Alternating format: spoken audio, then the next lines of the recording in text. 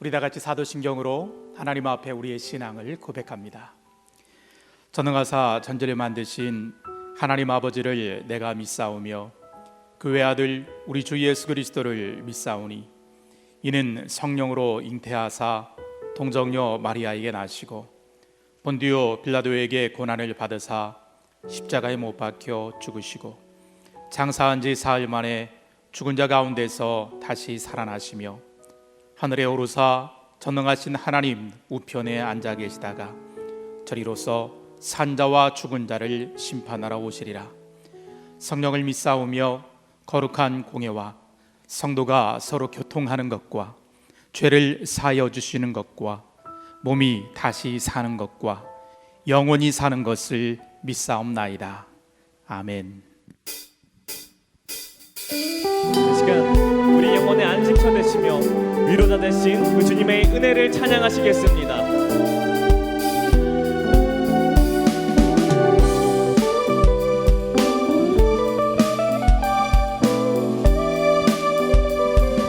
고난 내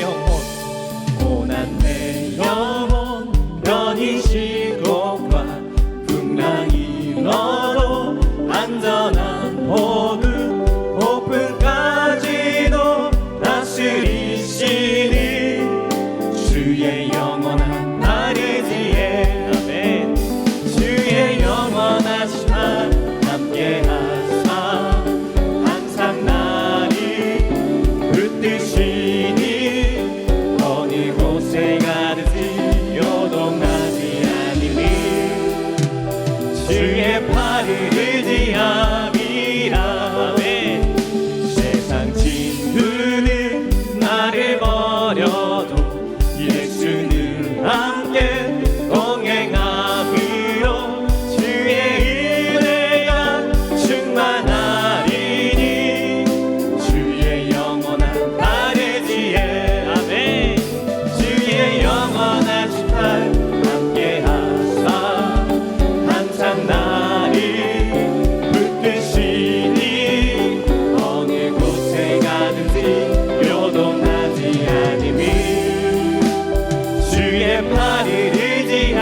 나의 믿음이 연약해져도 나의 믿음이 연약해져도 미리 예비한 힘을 주시며 위태할 때도 안보하시니 주의 영원한 날의 뒤에 아멘.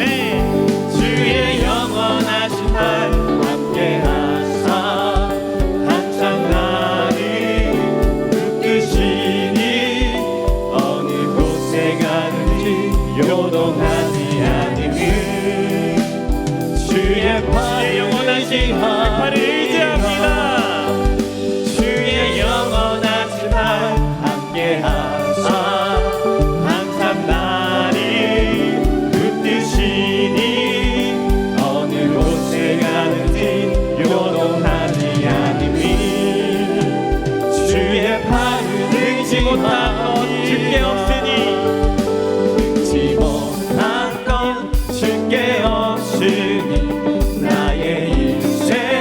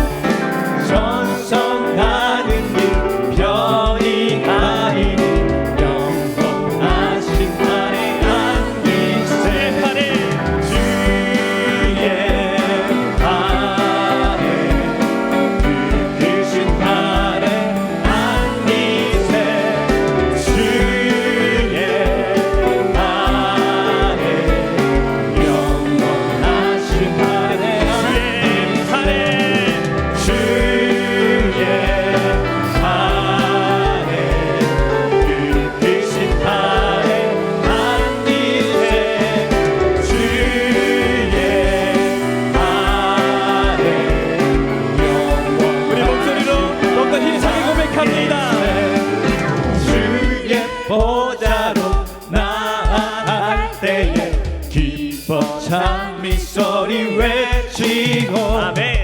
겁과 두려움 없어지니 영원하신 팔에 안기 주의 팔에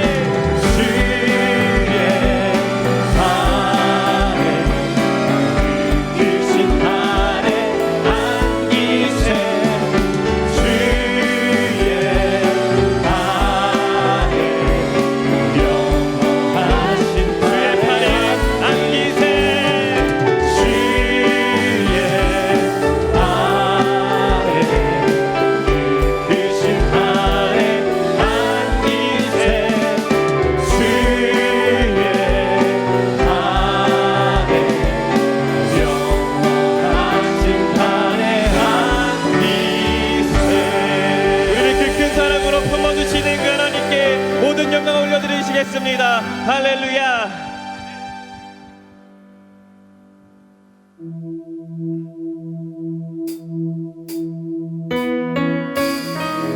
우리가 어디에 있던 간에 우리가 무엇을 하든지 주님께서 그 크신 사랑으로 우리를 붙들어 줄 줄 믿습니다. 주님 이 시간 우리와 함께하여 주시옵소서.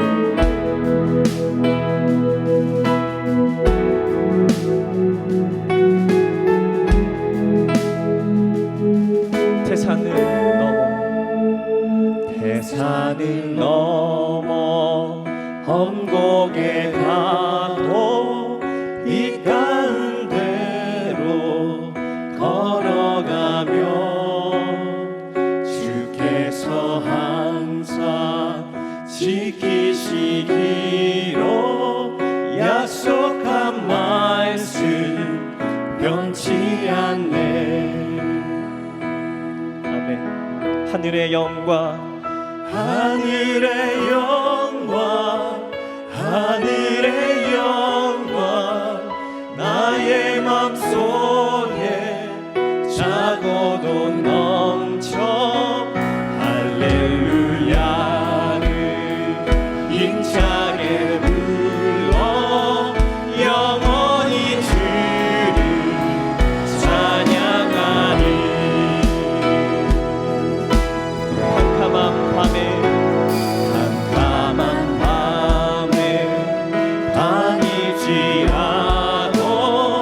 주께서 나의 길 되시고 나에게 밝은 빛이 되시니 잃어버린 염려 없네. 하늘의 영광 하늘의 영광 하늘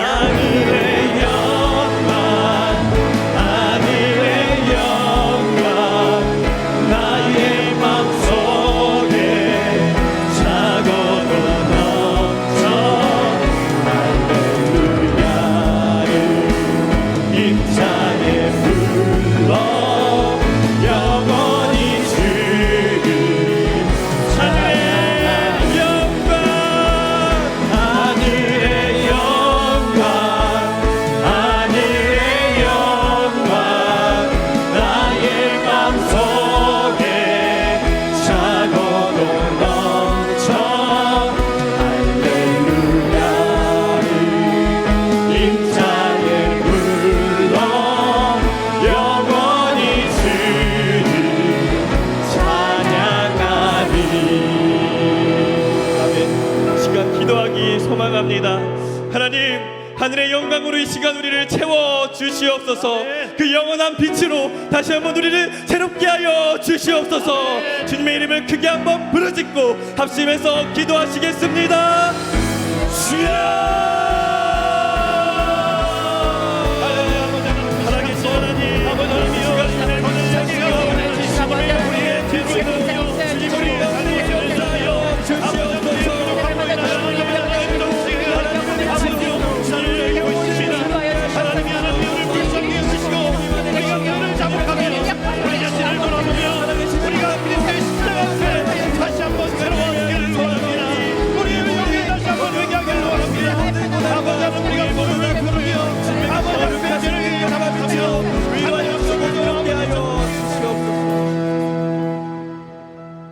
이 산에서도 말고 예루살렘에서도 말고 아버지께 예배할 때가 이르리라.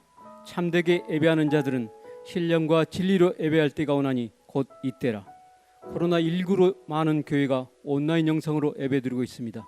신령과 진정으로 예배드리는 각자의 자리에서 하나님의 영광이 함께하여 주시옵소서. 먼저 믿은 우리가 하나님의 사랑과 공의를 실천하지 않았음을 하나님 앞에 회개합니다. 사랑이 메말랐으며 하나님의 나라와 의를 추구하기보다는 현실에만 눈멀었던 저희들의 탐욕을 고백합니다. 코로나19 확산으로 혼란과 불안 속에 있는 저희와 함께하여 주시옵소서. 어려움 속에서도 내적인 평안을 잃지 않도록 지켜주시옵소서. 코로나19 감염으로 고통받는 이들에게 치유의 은총을 내려주시고 헌신적으로 이들을 돌보는 의료진들과 가족들을 지켜주시옵소서. 국가 지도자들에게 지혜와 용기를 더해주시고 현장에서 수고하는 관련자들을 보호하여 주시옵소서. 특별히 이 상황에서 더 큰 위험에 노출되는 소외된 사회적 약자들을 지켜주시옵소서. 어려운 시기를 이겨내고자 애쓰는 저희 모두가 공동체의 공생, 인간과 자연의 공생의 중요성을 더 깊이 깨닫는 지혜를 허락하여 주시옵소서. 우리 교회가 배려와 사랑으로 희망을 나누는 공동체로 거듭나는 은총 내려 주시옵소서. 사순절 기간입니다. 영광의 보좌를 버리시고 낮고 천한 이 땅에 육신을 입고 오셔서 십자가에 죽으시기까지 자기를 낮추시고 복종하신 주님을 바라봅니다. 코로나19 사태로 마스크를 써본 뒤에 침묵을 배우게 하심에 감사드립니다. 침묵 가운데 주님의 말씀을 묵상하며 하나님을 가까이 하며 내게 보기를 하고 고백할 수 있는 은혜를 내려 주시옵소서. 우리의 호흡을 주장하신 하나님, 오늘도 저에게 호흡을 주셨으니 이 어려운 가운데서, 이 난관 가운데서 주님을 찬양합니다. 우리를 다시 살리실 주님을 찬양합니다. 우리를 다시 회복시킬 주님을 찬양합니다. 지극히 어려웠던 지난 시간 속에서도 우리를 살려주시고 도와주셨던 하나님이 지금 고통 속에 있는 우리 대한민국과 세계 공동체를 다시 살려주시고 도와주시라 믿습니다. 길어지고 확산되는 코로나로 인해 경제가 심히 어려움에 처해 있습니다. 우리가 사방으로 우기싸움을 당하여도 쌓이지 아니하며 답답한 일을 당하여도 낙심하지 아니하리라고 말씀하신 주님, 어려운 경제의 파고를 잘 극복할 수 있도록 역사하여 주시옵소서.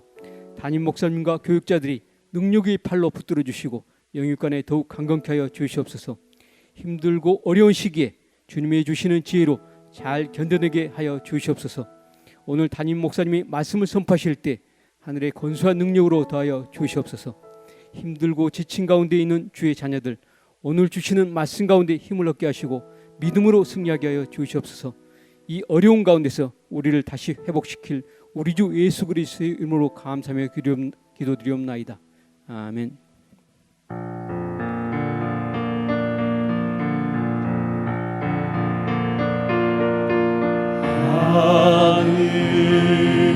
하늘에 계신 아버지,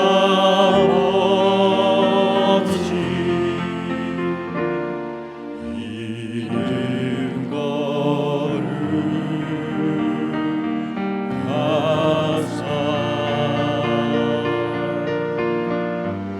주님 나라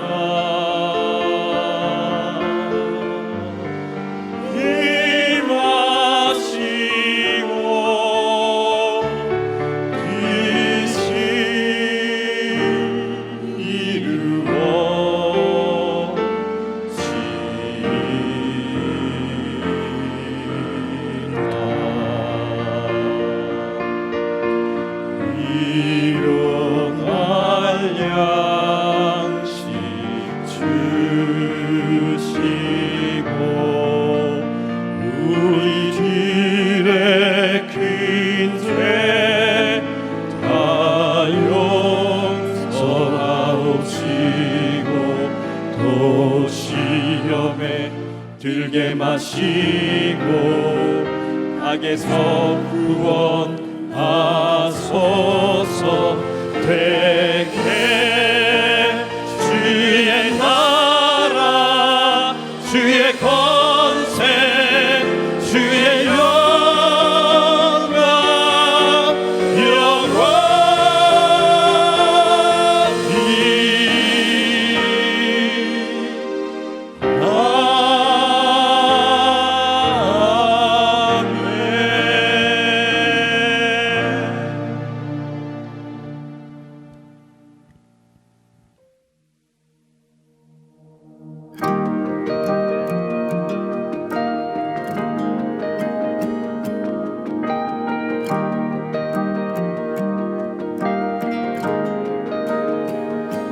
오를 수 없는 깊은 골짜기, 오를 수 없는 주 계신 곳, 하늘을 향해 크게 외치네.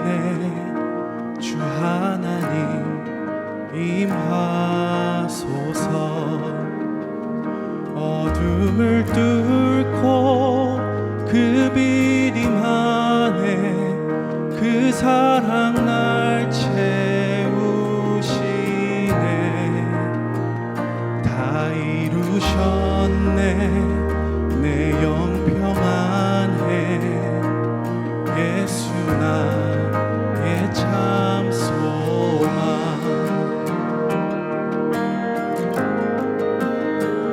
그 크신 자비 끝없는 은혜 위대한 사랑 주 십자가 이 땅에 오신 영광의 주님 죄의 사슬 끊으셨네.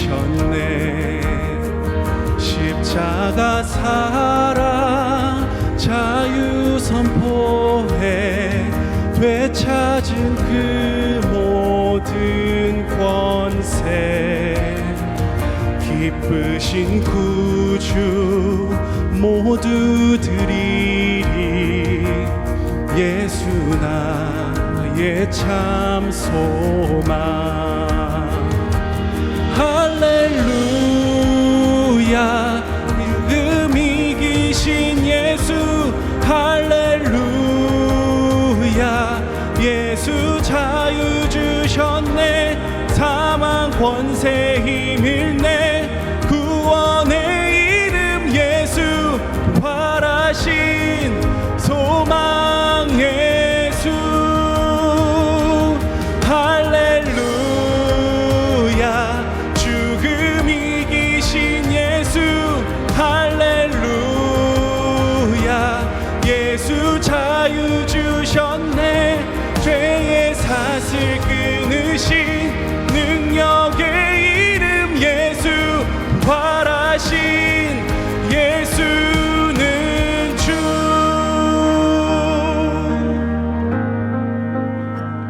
눈부신 햇살 약속의 아침. 부활하신 주 만왕의 왕. 모두 외치세 승리의 함성. 모든 것을 다 이루셨네. 승리하신 부활의 소망.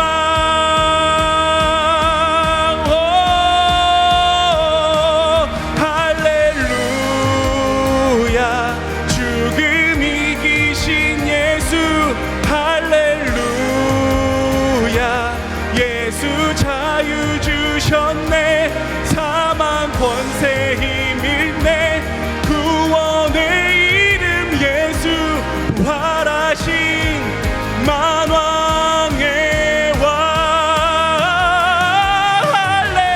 할렐루야 죽음 이기신 예수. 할렐루야 예수 자유 주셨네.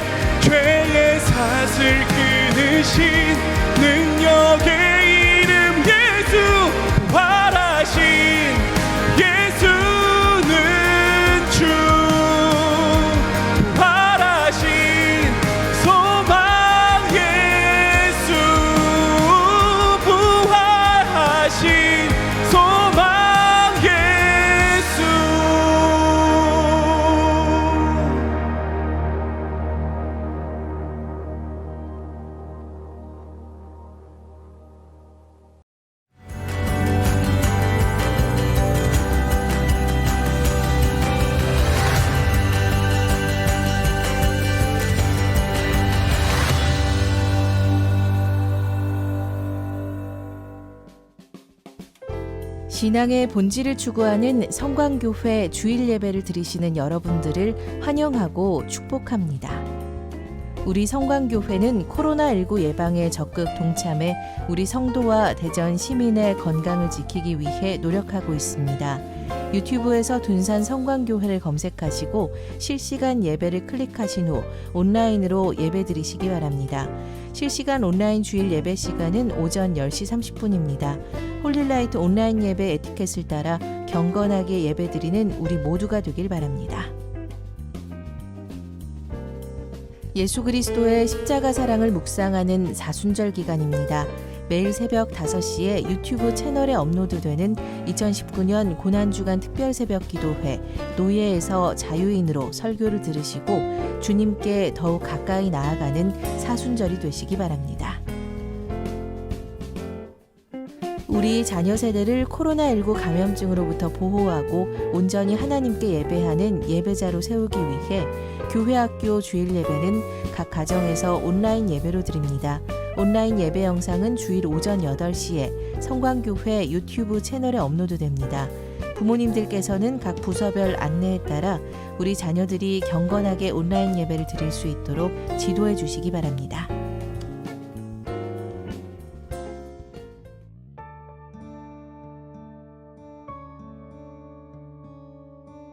성도 여러분 반갑습니다.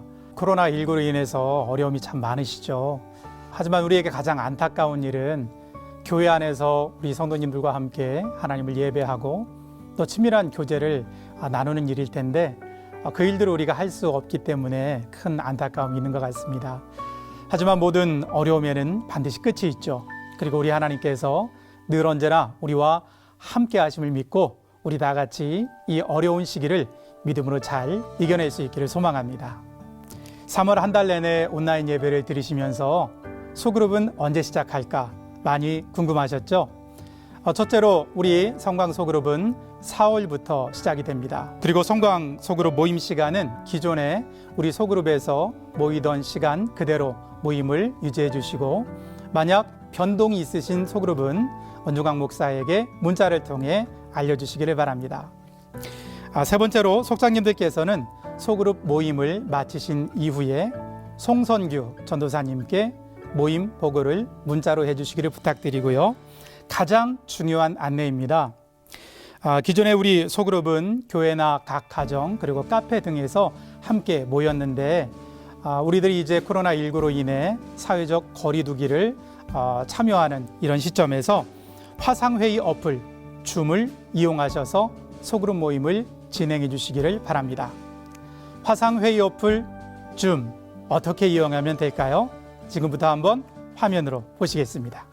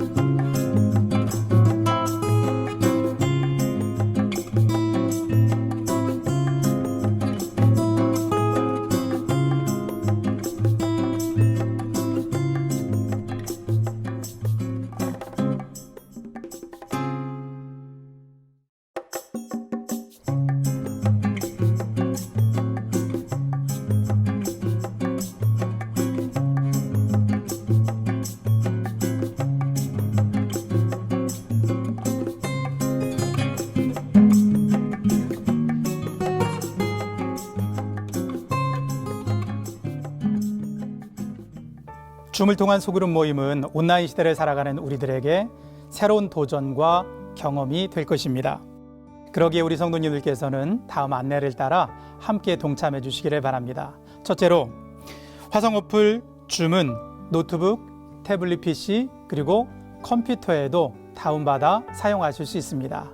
단, 컴퓨터를 사용하시는 분들은 화상 카메라와 마이크를 준비하셔야 됩니다.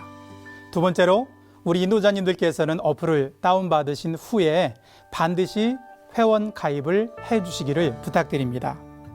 셋째로, 화상 어플이기 때문에 데이터가 소모됩니다.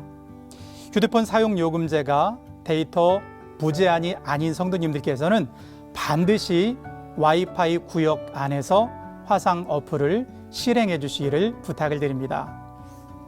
마지막으로, 그 밖의 이용에 대한 궁금증이 있는 성도님들께서는 원종광 목사에게 문의하시기를 부탁드립니다. 우리 성광교회는 온라인 예배와 사회적 거리두기에 적극적으로 동참하고 있습니다. 화상 어플 줌을 통한 소그룹 모임을 통해서 성도님들 간의 친밀한 교제 그리고 신앙의 성장을 거듭 이어가는 거룩한 그리스도인으로 세워지시기를 부탁드립니다. 주님의 귀한 평화와 사랑이 그리고 안전함이 우리 모든 성도님들께 가득하시기를 축원드립니다. 감사합니다.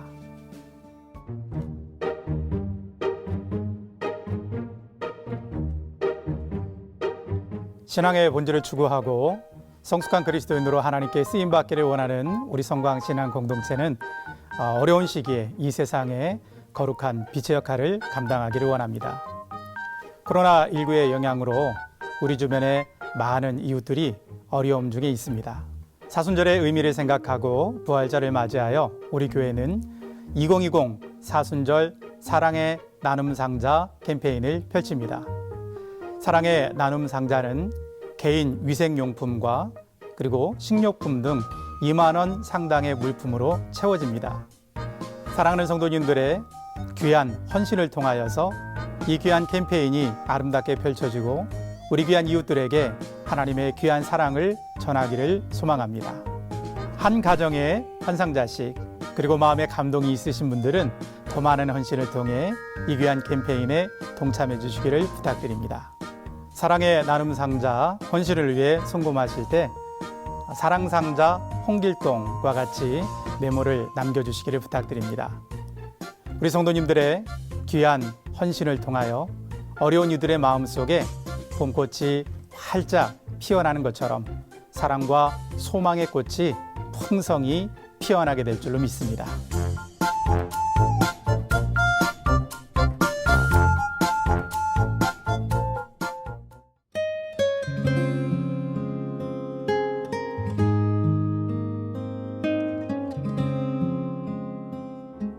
우리의 삶에 우리가 계획하고 걸어가는 인생의 길에 하나님께서 손을 대시는 그날이 있습니다. 신앙적으로 표현하면 벼랑 끝에 선 것입니다. 벼랑 끝에서 새로운 길이 시작됩니다. 하나님께서 성광교회 믿음의 공동체를 벼랑 끝에 세우신다면 그때가 성광교회가 새로운 길을 내기를 기대하실 때입니다. 하나님께서 우리를 개인을 인생의 벼랑 끝에 세우실 때가 그때가 하나님께서 우리 인생 가운데 새 길을 내실 때입니다. 여러분, 한국 사회에 새로운 길을 내는 한국 교회가 되도록 기대하고 기도하시기를 부탁을 드립니다. 오늘 우리에게 주시는 하나님의 말씀은 사도행전 9장 10절에서 11절 말씀과 17절에서 19절 말씀입니다. 그런데 다마스쿠스에는 아나니아라는 제자가 있었다. 주께서 환상 가운데서 아나니아야 하고 부르시니 아나니아가 주님 여기 있습니다 하고 대답하였다. 주께서 아나니아에게 말씀하셨다. 일어나서 고든길 거리로 가서 유다의 집에서 사울이라는 다섯 사람을 찾아라. 그는 지금 기도하고 있다.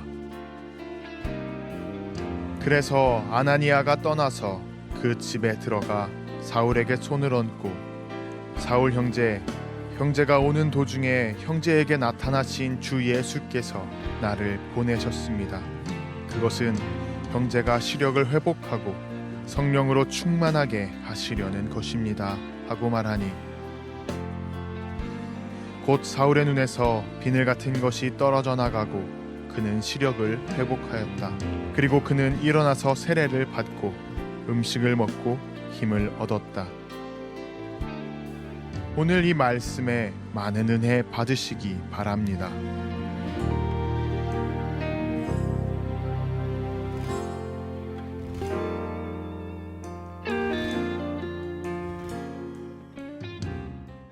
귀한 주일입니다. 귀한 주일, 또 3월의 마지막 주일이기도 한데요. 함께 하시는 여러분 모두에게 하나님 크신 은총이 함께 하시기를 원합니다.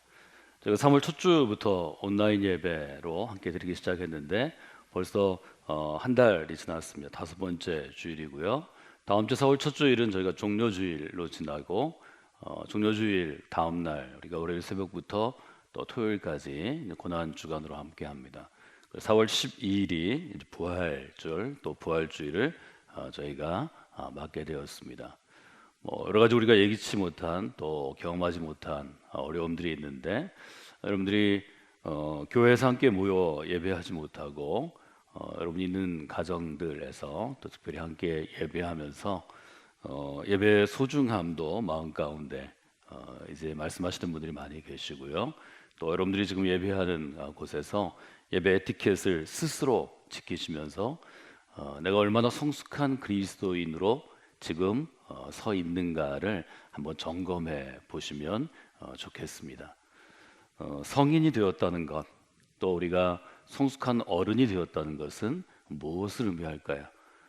성숙한 어른이 되었다는 것은, 철이 들었다는 것은 누가 보든지 보지 않든지, 누가 내 행동을 좀 통제를 하든지 통제하지 않든지 내가 반드시 해야 될 일을 그 자리에서 내가 하는 것입니다. 그러면 그 마음을 가지고 한 주 한 주 저희가 상황의 변화를 보면서 저희가 함께 하는데요. 여러 변동이 있겠지만 저희가 4월 10일 부활절은 여러 방식들을 저희가 지금 준비하고 있습니다. 그래서 최대한 저희가 감염의 우려를 없앨 수 있는 그런 안전한 예배를 드릴 수 있도록 몇 가지를 생각하고 있는데 다음 주에 제가 좀 안내를 해드리려고 합니다. 4월 10일 부활절을 여러분이 기억하면서 지난 수요일에는 저희가 새로운 온라인 사역을 시작했습니다. 저희가 소그룹으로 또 함께 모일 수 없는 또 상황들이죠. 그래서 여러분들이 소그룹은 줌이라는 일종의 프로그램 앱을 사용해서 저희가 화상으로 온라인 할 수 있는데요. 처음 시작할 때가 조금 서툰 분들이 있어서 어렵고, 그래서 유튜브에 있는 안내를 여러분이 보시고 안내 순서를 잘 메모하신 다음에 처음에만 한 분, 두 분 미리 시험적으로 여러분이 해보시면 굉장히 쉽게 시작할 수 있습니다. 그래서 요즘에 기업이나 또 학교나 또 여러 모임들이 잘 사용할 수 있는 영상 회의 방법인데요. 기업에서 쓰던 영상 회의를 저희가 교회에서 소그룹에 적용할 수 있게 돼서 기쁨이 있습니다. 또 하나는 여러분들이 유튜브 안내 또 광고를 통해 보신 것처럼 고난 주간엔 저희가 전통적으로 어려운 사람들, 또 어려운 이웃, 또 힘든 교회들을 돕는 사역들을 저희가 소그룹 중심으로 매년 해왔는데요. 금년에는 코로나 사태 때문에 우리 주변 지역, 우리 이웃 가운데 저희가 둔산 단지로 시작한 91년부터인데요. 지금은 이제 둔산동으로 저희가 개편이 되어 있습니다. 동사무소에서 도움을 받는 어려운 분들에게 저희가 사랑의 상자를 나누기로 했습니다. 그래서 여러분들이 함께 해주시고 또 부활의 기쁨을 나누는 귀한 마음들을 가지시면 좋을 것 같습니다. 지난주 여러분들 설교 제목을 여러분 기억하시면서 함께 예배하는 가족들 또 이 자리에 함께 하는데 저와 함께 인사하시면 좋겠습니다. 따라서 하실까요? 새로운 길은 벼랑 끝에서 시작합니다. 예, 저희가 벼랑 끝에 있을 때가 우리 개인도 또 교회도 가정도 또 우리의 기업도 직장도 국가도 사회도 또 온 세계도 있을 때가 있는데요. 이 벼랑 끝에서 우리가 새로운 길을 열어갑니다. 온라인 예배는 진즉 저희들이 방송이나 또 개인적인 여러 채널을 통해서 저희 홈페이지를 통해서 여러분과 함께 할 수 있었지만 소그룹을 온라인으로 저희가 전부 해야 하는 그러한 상황이 오는 것은 생각보다는 저는 빨리 왔다고 생각합니다. 그래서 우리에게 주어진 여러 상황들과 요소들을 이용해서 더 기쁨으로 하나님께 나아가시는 그런 분들이 되시면 좋겠습니다. 또 저희가 한 달 내내 함께 모이지 못하는데요. 특별히 많은 분들이 저희가 직접 하나님께 예물을 봉헌하는 저도 그게 더 훨씬 더 익숙한데요. 그래서 우리 나이 드신 장로님들이 또 권사님들이 매주 헌금을 모으셔서 사무실로 가지고 오시는 분들이 있습니다. 그런 귀한 분들의 정성 가운데 저희가 함께 하고요. 또 온라인으로 저희가 여러 가지들을 자유롭게 앱을 통해서 휴대폰이나 또 컴퓨터로 쓰일 수 있는 분들은 온라인 헌금으로 함께 하셔서 우리의 삶 가운데 드려지는 하나님의 헌신들을 함께 나누시면 좋겠습니다. 우리 드려진 예물들을 위해서 함께 기도하겠습니다. 하나님 주셔서 감사합니다. 3월 마지막 제주 저희가 이제 다음 주 종료주일을 앞두고 드리는 예배 하나님께로 나아갑니다.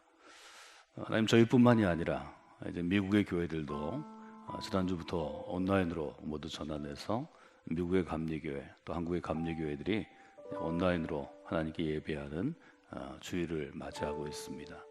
하나님 도와주셔서 우리가 드리는 예배가 신령과 진정으로 드려지는 예배가 되게 하시고 어느 자리에서 우리가 예배하든지 하나님의 은혜를 체험하는 귀한 시간이 되기를 원합니다.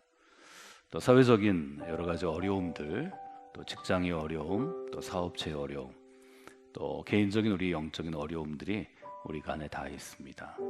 하나님 이 예배를 통해서 하나님의 은혜를 아주 충분하게 저희가 공급받음으로 말미암아 한 주간 삶을 살아갈 하늘의 능력과 또 주님이 주시는 귀한 힘과 또 위로와 평화가 우리 안에 충만하기를 원합니다. 하나님 믿음으로 우리의 일, 우리의 소득에 11조를 드리고 또 이 한 주간 하나님께 나아갈 수 있음이 또 우리의 생명과 삶을 주심이 또 우리의 가족을 주심이 또 귀한 여러 가지들을 주심에 감사하는 감사의 예물들을 드리고 하나님의 나라와 뉴스페이스 귀한 하나님의 사역들을 위한 사역의 예물 또 선교의 예물 또 미래 사역을 위한 예물들을 드리는 귀한 손길들이 있습니다. 하나님 도와주셔서 하나님을 향한 우리의 헌신이 우리 믿음 가운데 잘 드러나게 하시고 우리의 삶은 더욱더 성숙해지고 더욱더 고귀해지고 하나님 보시기에 아름다운 삶이 되어서 이 땅 가운데 너는 내가 사랑하는 딸이요 너는 내가 사랑하는 아들이요 너희들은 내가 사랑하는 한 가족처럼 이 하나님의 나라 하나님의 땅을 잘 가꾸고 잘 만들어가고 있구나 하는 인정을 받는 귀한 성도들이 될 수 있도록 하나님 도와주시기를 원합니다. 특별히 하나님께서 우리에게 주시는 이 귀한 예물들이 이 땅 가운데 그리스도의 복음 위에 세워지는 아름다운 공동체를 만드는 일에 하나님의 나라를 만드는 일에 또 지금 질병으로 인한 고통으로 우리나라 곳곳에서 세계 곳곳에서 고통받는 이들을 돕는 일 가운데 아름답게 쓰여지고 아름다운 꽃이 피어나고 또 귀한 열매들이 맺혀질 수 있도록 하나님 도와주시기를 원합니다. 하나님 함께하여 주시옵소서. 하나님 역사하여 주시옵소서. 예수님의 이름으로 기도드리옵나이다. 아멘. 한 부부가 인도의 아삼주 구아이티라는 곳에 살았습니다. 이 부부는 무슨 일을 할 때 일을 결정하는 기준이 있었는데요.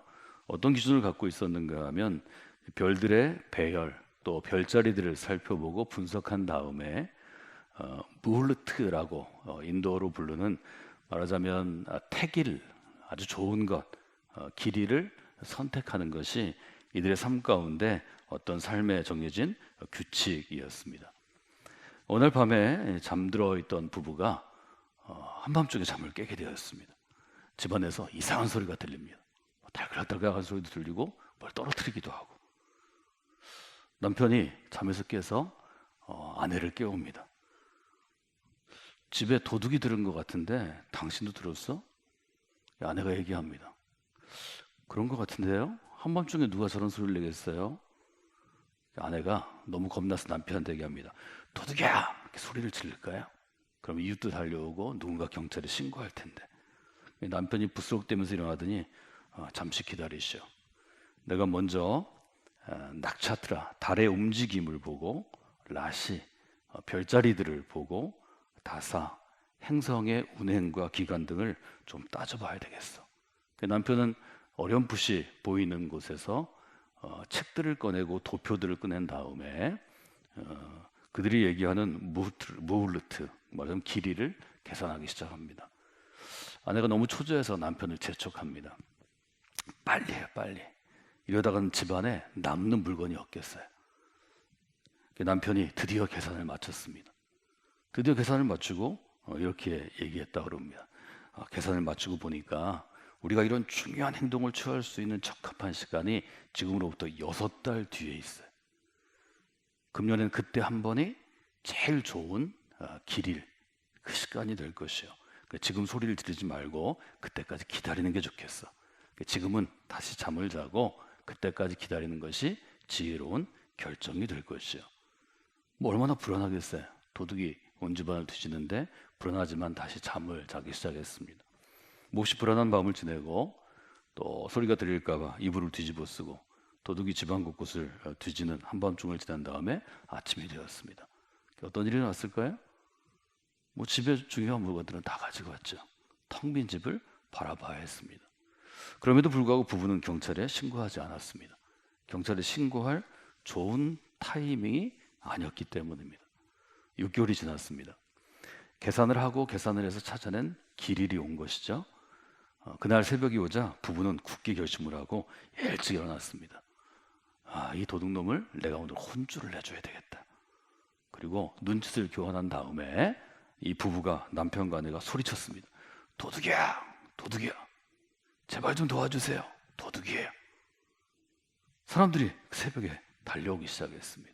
누군가는 경찰에 신고를 해서 경찰도 출동했습니다. 그런데 텅 빈 집에 부부만 있고 도둑이 보이지 않는 것입니다. 사람들이 물었다고 그래요. 도둑은 어디 있어? 부부가 대답했습니다. 사실 도둑은 6개월 전에 왔다가 갔어요.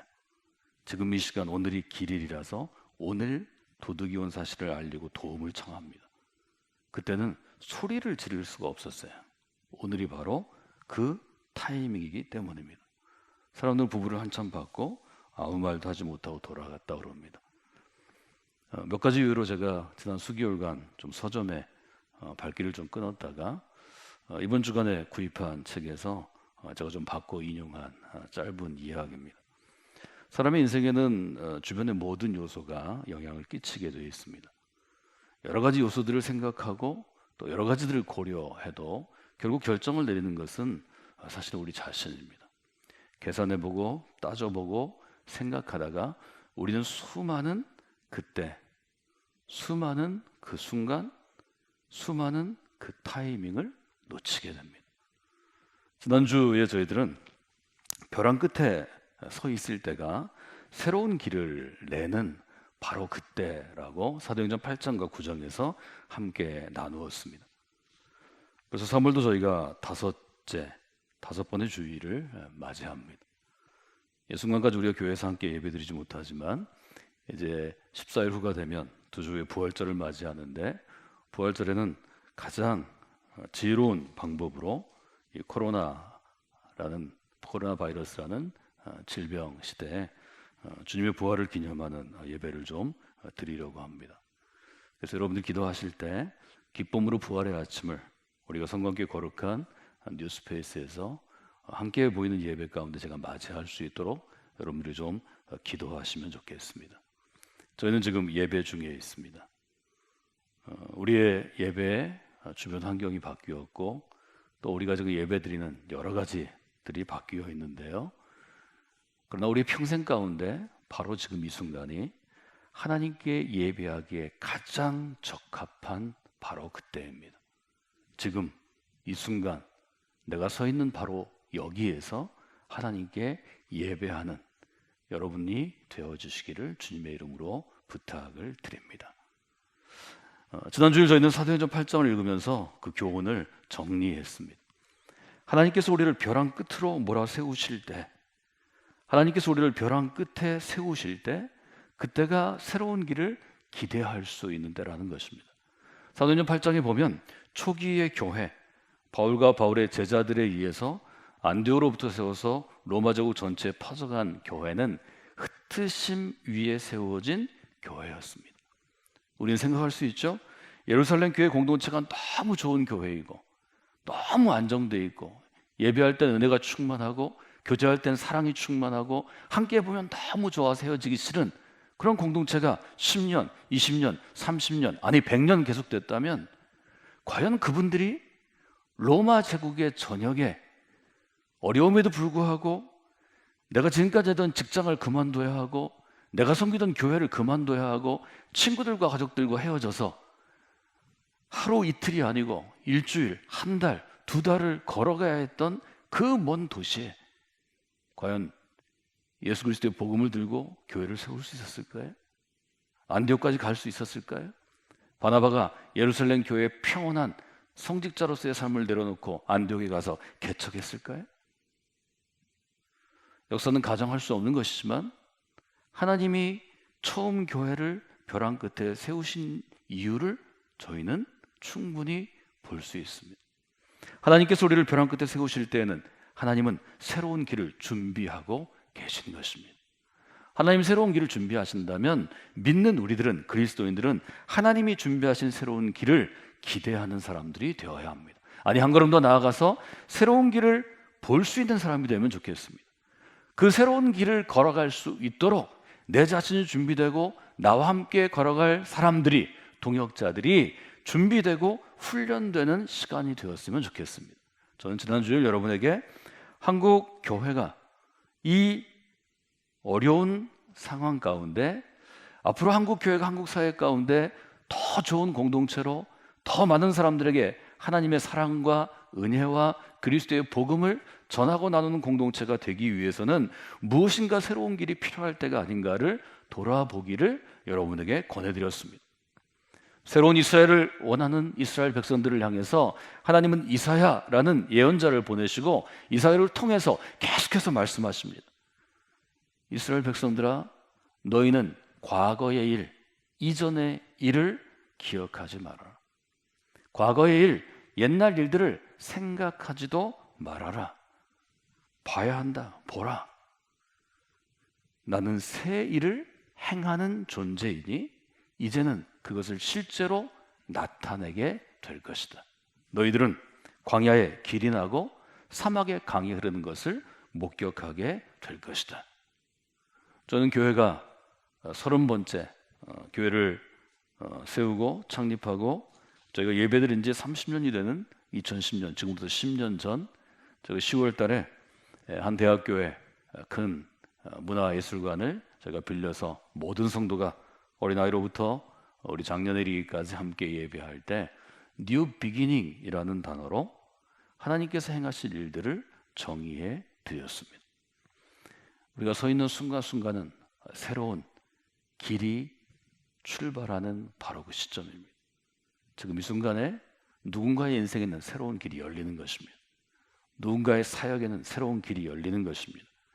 우리가 그 순간을 잘 보는 것이 중요합니다. 여러분들이 이 시간을 기도하는 시간으로, 우리의 신앙을 바로 세우는 시간으로 우리가 선용하는 것, 쓰임 받는 것이 우리에게 얼마나 중요한지를 우리가 보게 됩니다. 사도행전 9장에 보면 초기 교회 공동체를 벼랑 끝에 세운 한 사람이, 유대교의 젊은 리더가 자기의 인생도 벼랑 끝에 서게 되는 것을 저희는 보게 됩니다. 사도행전 9장 1절부터 19절까지를 여러분들이 여러 번 읽어보시도록 제가 권해드렸습니다. 어떤 내용이 들어있나요? 사도행전 9장 1절은 이렇게 시작합니다. 사울이 주의 제자들에 대하여 여전히 위협과 살기가 등등하여 대제사장에게 가서 다메섹 여러 회당에 가져갈 공문을 청하니, 사울이 이제 예루살렘을 벗어나서 예루살렘에서 흩어져간, 아니 살기 위해서 예루살렘을 떠난, 도망간 그리스도를 따르는 사람들을 잡아갈 계획을 세웠습니다. 아마 그에게 돕는 일이 생겼겠죠. 그리스도인 체포 특공대를 그가 조직했을 것입니다. 바울은 전략적인 젊은 리더니까 동기를 부여하고 목표를 제시하고 나와 같이 다메섹으로 가서 거기 도망간 그리스도인들을 잡아오자고 아주 분명하게 계획서를 나누어 주었을 것입니다. 만일 그 도를, 그리스도의 도를 따르는 사람을 만나면 남녀를 구분하지 않고 결박해서 묶어서 예루살렘으로 끌고 오게 하는 것이 바울의 계획이었습니다. 바울의 마음대로 그 길이 열리지 않습니다. 3절에 보면 사울이 길을 가다가 다메섹에 가까이 이르더니, 다메섹에 가까이 다 갔는데 호련히 하늘로부터 빛이 그를 둘러 비추는지라. 빛이 그를 둘러서 움직이지 못하게 했다는 거죠. 막았다는 거죠. 빛이 막았다는 거죠. 그래서 그는 내가 원하는 길을 걸어갈 수 없게 됩니다. 그 빛이 그를 막았을 때 그가 땅에 엎드러졌는데, 땅에 쓰러졌는데 소리가 있어 그가 듣게 되죠. 4절은 이렇게 얘기하죠. 사울아, 사울아, 내가 어찌하여 나를 이토록 박해하느냐. 신령한 체험을 하게 됩니다. 주님의 음성을 듣는 체험을 하게 됩니다. 사울이 깜짝 놀라서 얘기합니다. 주여, 누구십니까? 당신 누구십니까? 묻습니다. 음성이 얘기합니다. 나는 내가 박해하는 예수라. 사울과 예수님 사이에 일종의 소통이 일어납니다. 예수님은 그 사울을 향하여 박해하던 자, 핍박하던 자에게 명령하십니다. 일어나 시내로 들어가라. 내가 어떻게 행동해야 할 것을 너에게 알려줄 사람이 있느니라. 이것이 사울의 특별한 경험이었던 것은 다른 사람은 그 소리를 듣지 못하기 때문이죠. 7절은 그렇게 얘기하죠. 같이 가던 사람들은 소리만 듣고 아무도 보지 못하여 말을 하지 못하고 서 있었습니다. 저 사람이 왜 그럴까? 왜 지금 그리스도를 따르는 사람들을 체포하고 결박하여 가는 이 길에서 다메섹에 다 가까이 왔는데 저 쓰러져서 혼자 뭘 하나? 사울은 땅에서 일어납니다. 그러나 그는 길을 갈 수 없었습니다. 그 이유는 8절 이렇게 얘기하죠. 눈은 떴으나 아무것도 보이지 않더라. 사울이 땅에서 일어났지만 아무것도 보이지 않았습니다. 그는 다른 사람의 손을 잡아 이끌고 다메섹으로 그리스도인을 체포하러 가다가 8절에 보면 다른 사람의 손에 끌려서 다메섹으로 들어가게 됩니다. 자기가 스스로 그 길을 갈 수 없게 됩니다. 그 길을 자기가 계획하고 자기가 어떤 목표점을 가지고 다른 사람들을 이끌어서 그 길을 달려가다가 그 길에서 멈추게 된 것입니다. 내가 원하던 길이었습니다. 그 원한 길을 갈 수 없습니다. 내가 다른 사람들을 이끌고 가던 리더로 가던 길이었습니다. 그러나 그 길에서 그는 중단해야 했습니다. 이것이 지금 사울의 벼랑 끝에 선 상황이라고 저희가 함께 사울의 상황을 나누어 보았습니다. 이처럼 내가 원하던 것을 할 수 없을 때 내가 무엇인가를 주도하던 사람이고 이끌던 사람이고 주장하던 사람이고 결정하던 사람이었는데 결정할 수 없을 때 사람은 당황하게 됩니다. 상황은 큰 위기에 처하게 됩니다. 우리는 전문적으로 그 상태를 패닉 상태가 되었다고 얘기합니다. 패닉 상태가 되면 갑자기 겁을 먹거나 당황하거나 큰 좌절을 경험하거나 실수를 하면 아무것도 하기 싫습니다.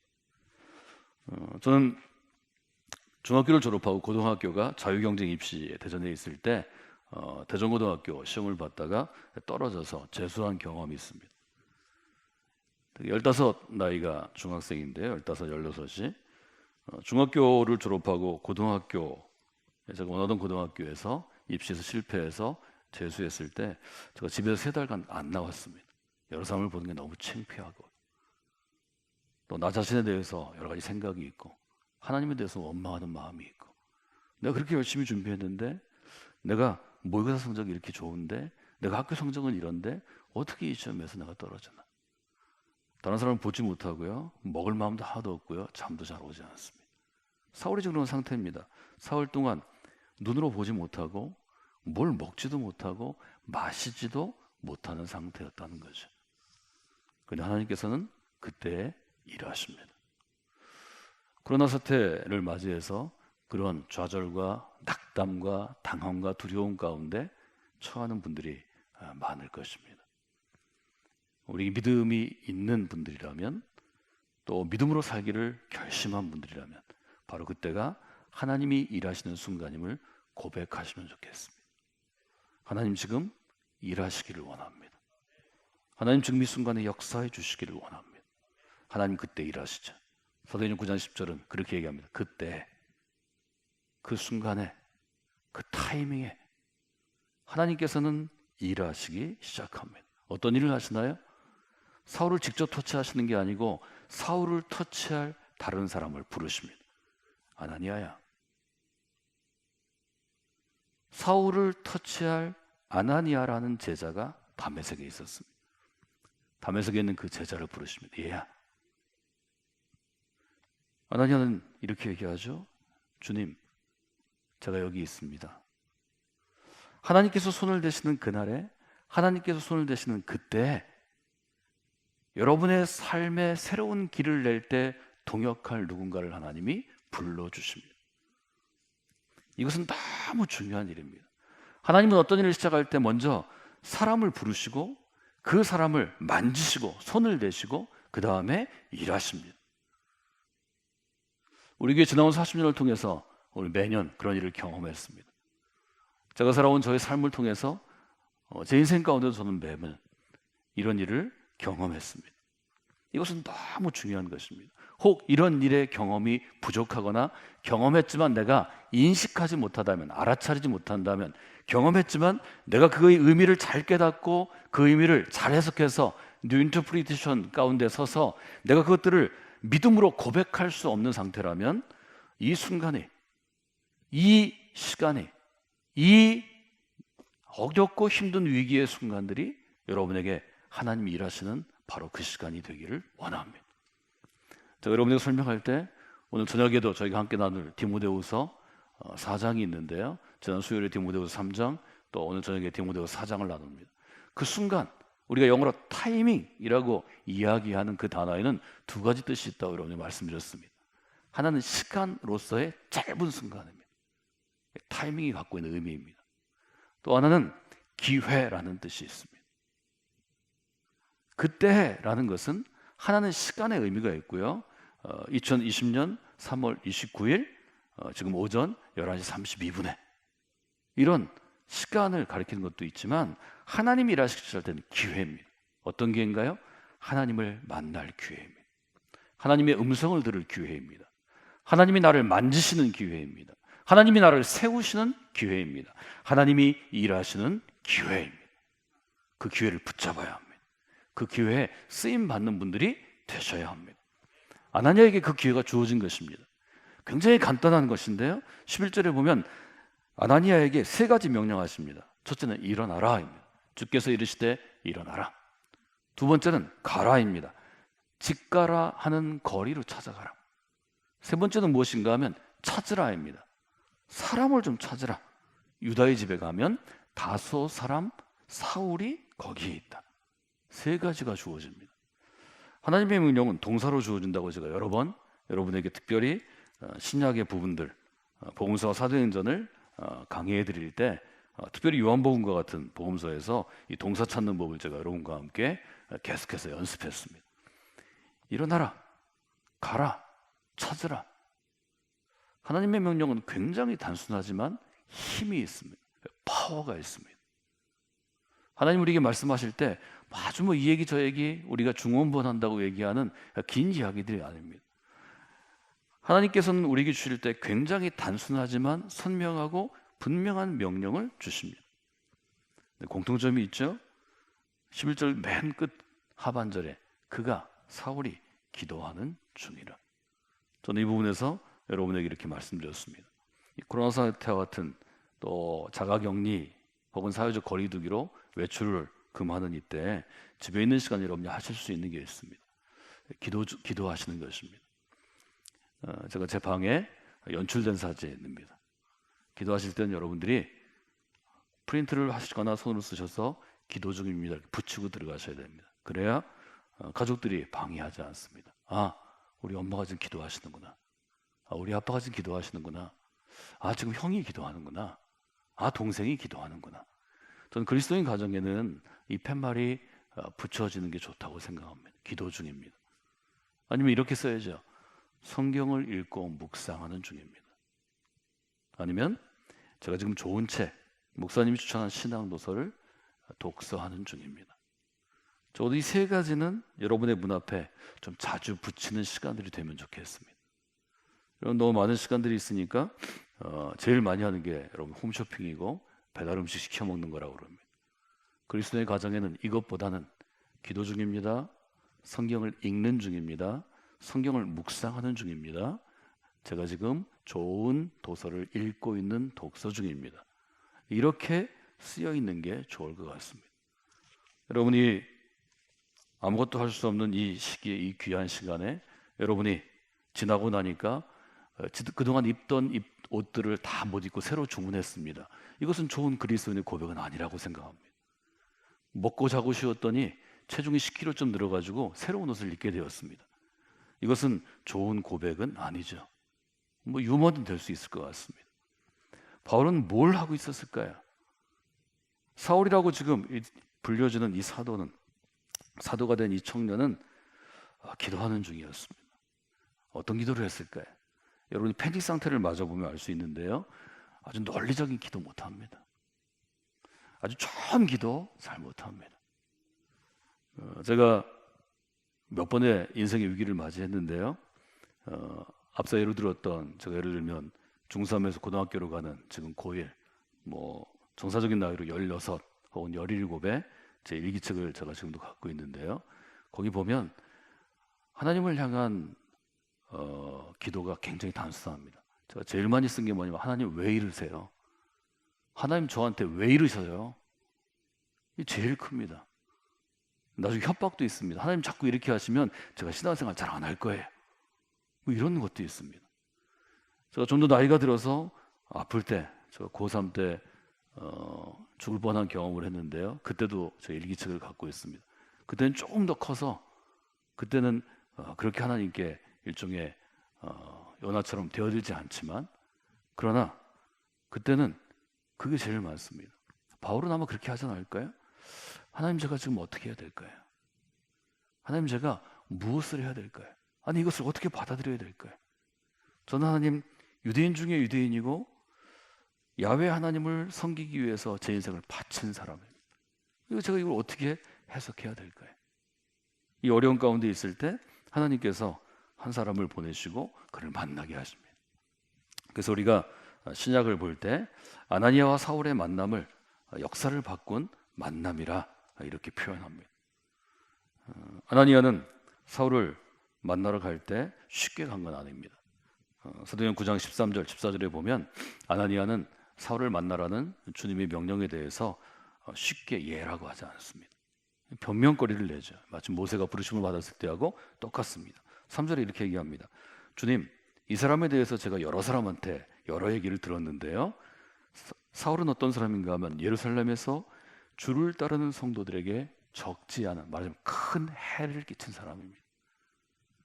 14절은 이렇게 얘기합니다. 여기서도, 다메섹에서도 주의 이름을 부르는 모든 사람을 결박할 권한을 이미 대제사장에서 받아온 사람입니다. 말하자면 그리스도를 따르는 사람에게 해를 줄 사람입니다. 이렇게 얘기합니다. 말하자면 핍박하는 자로서의 아주 분명하게 사울이라는 청년의 삶을 잘 알고 있습니다. 그런데 주님께서는 가라 명령하십니다. 아나니아는 자기의 견해를 버리는 결단을 해야 됐습니다. 그 순간 내가 그 청년에서 알고 있던 정보를 포기해야 합니다. 그가 그리스도인들을 박해하는 사람이고 핍박하는 사람이고 체포해서 예루살렘으로 끌고 가려고 왔지만 주님이 가라고 하시니까 가게 됩니다.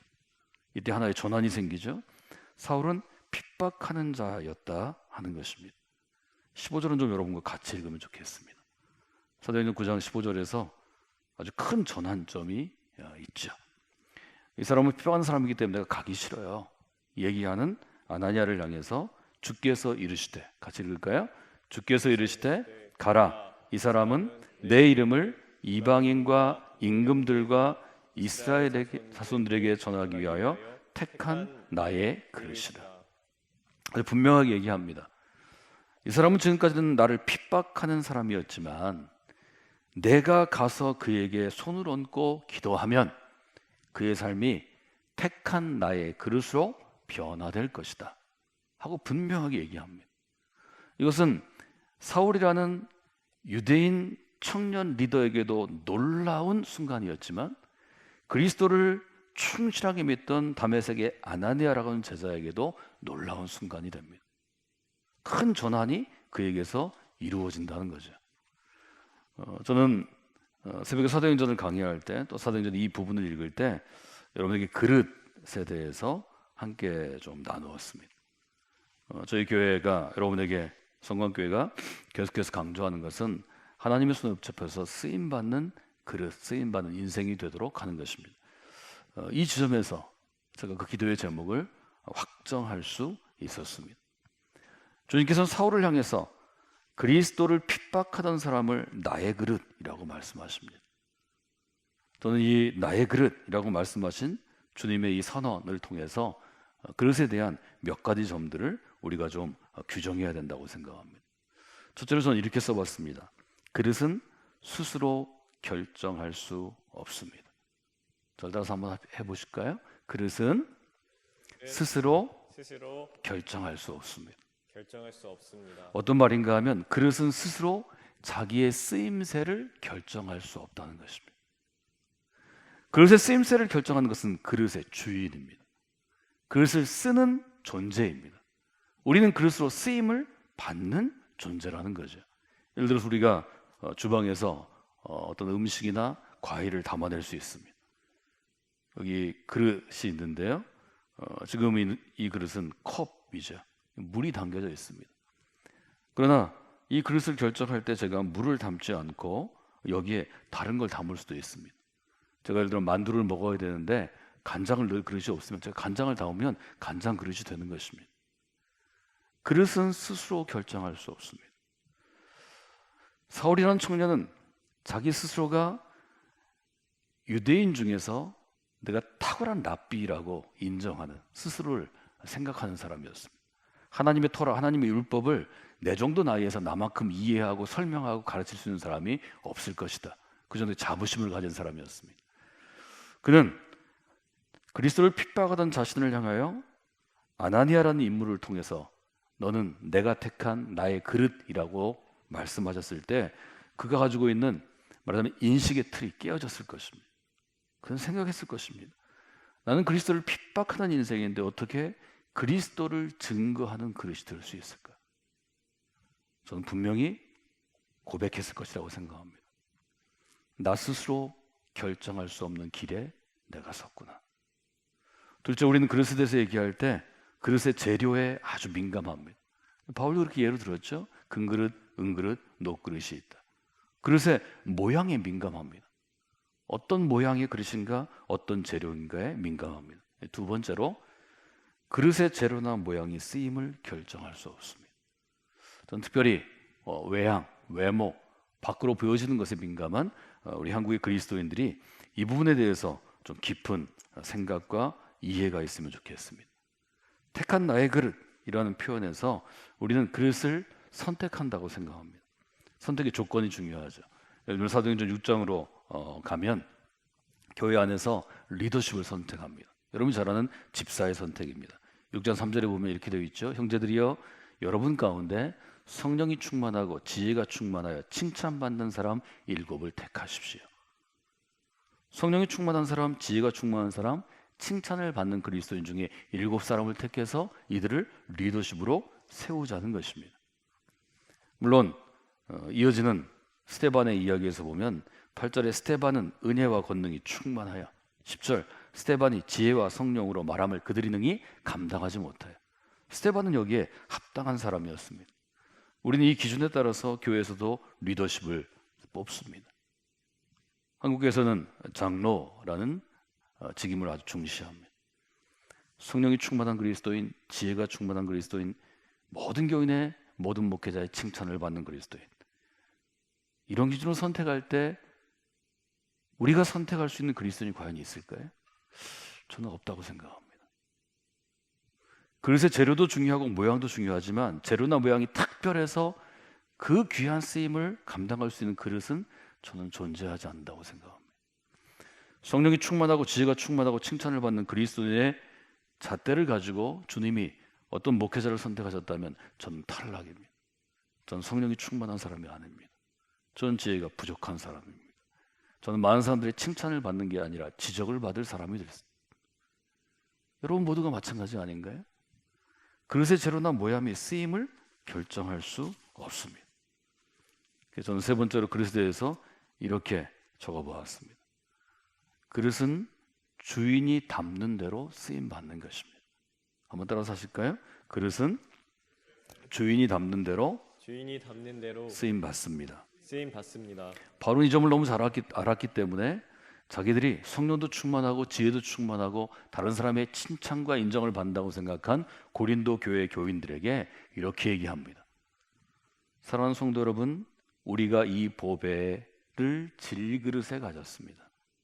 이는 심히 큰 능력이 하나님께 있고 우리에게 있지 아니함을 알게 하려 하시는 것입니다.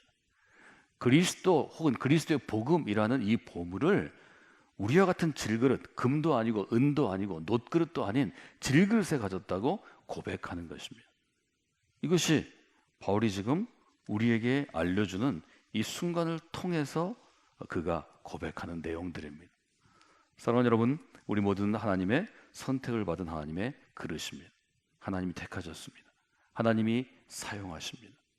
여러분이 어떤 곳이든 하나님의 판단대로, 그리스도의 판단대로 쓰임 받을 수 있음이 기쁨이 되는 한 주간이 되시기를 주님의 이름으로 축원해 드립니다.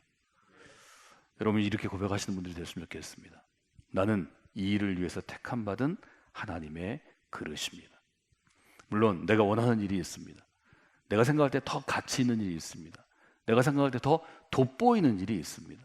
교회 안에서 어떤 사역을 결정하고 이 사역을 맡을 사람들을 우리가 선택할 때 이것 때문에 얼마나 많은 문제가 생기는지 모릅니다.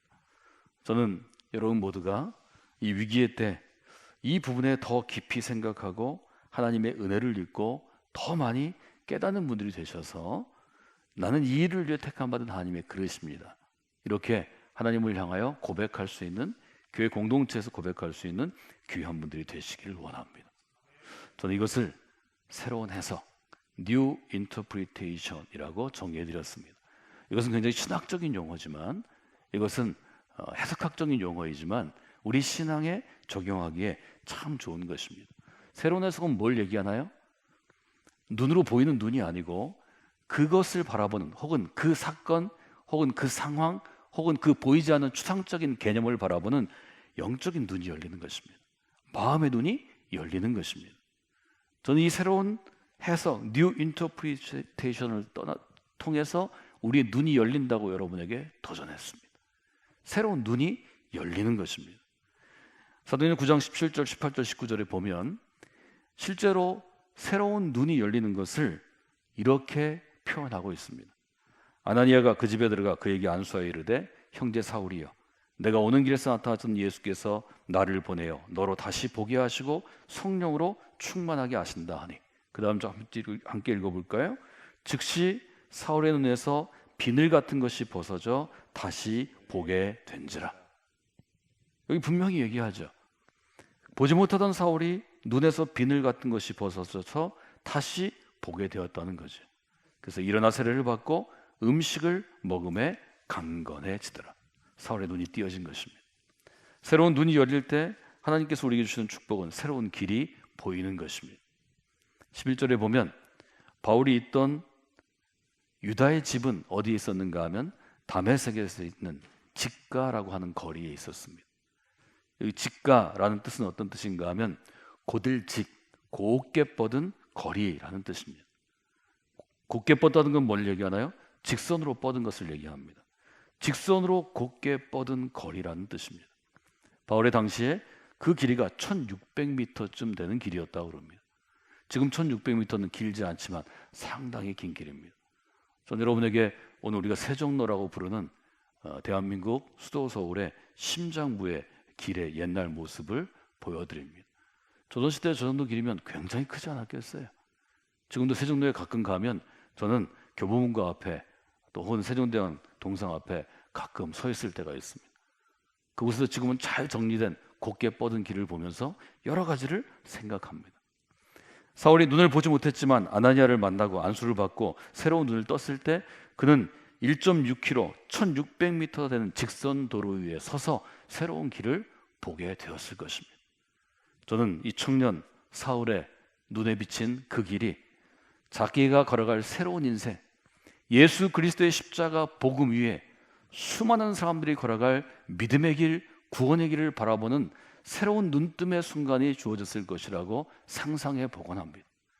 이 순간이 여러분이 성광교회에서 믿음으로 살아가시는, 성광교회에서 믿음으로 도전받으시는, 성광교회에서 그리스도인으로 세움받고 훈련받으시는 매 주일마다, 아니 훈련의 순간마다, 모임의 순간마다 여러분에게 언젠가는 여러 번 열리는 길이 되기를 원합니다. 그리스도인은 이 새로운 길을 보게 될 때 새로운 삶을 살아가게 됩니다.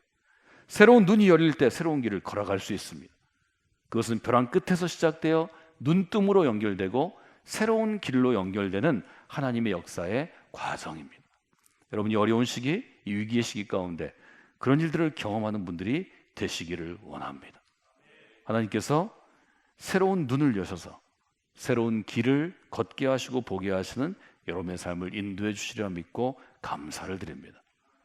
여러분, 이 한 주간 새로운 눈이 열리는 귀한 경험이 있기를 원합니다.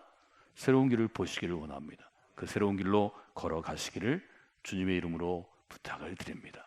기도하겠습니다. 하나님, 이스라엘 사람들이 하나님께 예배하기 위하여 예루살렘의 성전을 바라보며 함께 부르던 노래들을 시편은 우리에게 전해줍니다. 그들은 이렇게 노래했습니다. 야훼 하나님께 힘을 얻고 그 마음에 시온에 들어가 있는 사람에게는 복이 있습니다. 그들이 눈물의 골짜기로 지날 때 그곳에 많은 샘들이 솟아날 것이며 이르게 내린 비가 복을 채워줄 것입니다. 성전을 향하여 걸어가는 이들은 힘을 얻고 터들 것이고 나아가 시온에서 하나님 앞에 서게 될 것입니다. 하나님, 시편 84편의 이 귀한 성전을 향해 나아가는 믿음의 노래가 이 위기 가운데선 우리 모두에게 또 사회적인 여러 가지 비난과 책임과 또 여러 가지 어려운 가운데선 한국 교회에게 하나님께서 주시는 아주 선명하고 분명한 주님의 음성이요 주님의 명령이 되기를 원합니다. 하나님, 저희는 벼랑 끝에 서 있다는 느낌을 매 순간 받습니다. 이 한 주간 또 저희들이 살아가야 합니다. 믿음으로 살아가도록 인도하여 주시옵소서. 벼랑 끝에 서서 믿음을 결단할 때 새로운 눈이 열리게 하시고, 바울이 다메섹 유다의 조그만 집에서 새롭게 눈이 열려서 집의 문을 열었을 때 다마스커스에 있는 1600m의 직가를 바라보듯이 우리가 믿음으로 이 위기 가운데 새로운 눈이 열릴 때 우리 앞에 펼쳐진 시온의 대로, 우리 앞에 펼쳐진 하나님 나라를 향한 그 믿음의 대로를 바라보는 믿음의 눈이 열리도록 인도하여 주시옵소서.